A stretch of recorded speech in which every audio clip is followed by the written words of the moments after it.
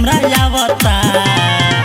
कि देवरा होली का फायदा उठावता हमर फुलला फुलावा ना दबावता देवरा होली का फायदा उठावता हमर दोनों बहलू ना दबावता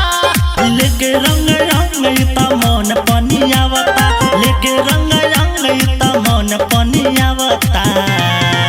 कि देवरा होली का फायदा उठावता हमर फुलला फुलावा ना दबावता देवरा होली का फायदा उठावता हमर दोनों बहलू ना दबावता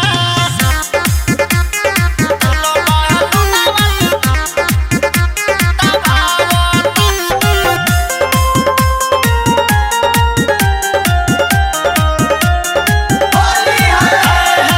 लगता होली में धली कमजोरी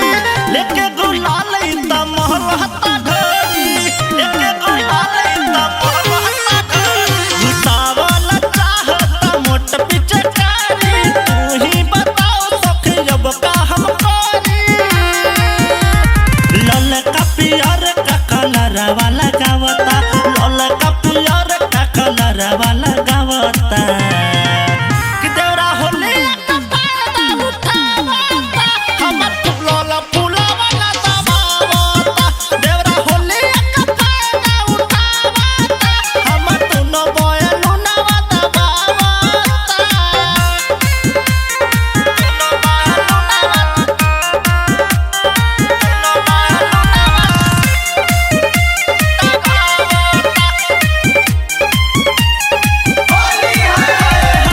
छुके जवान कहे बड़ मलपुआ डालता रंग पिचकारी छुआ छुआ डालता रंग पिचकारी छुआ छुआ अरे कृष्णा देवरवा न मानेला बात के दे देता दागी हो जवना के चाट के अरे होलिया में पवन पिया घरे नहीं आवता होलिया में पवन पिया घरे नहीं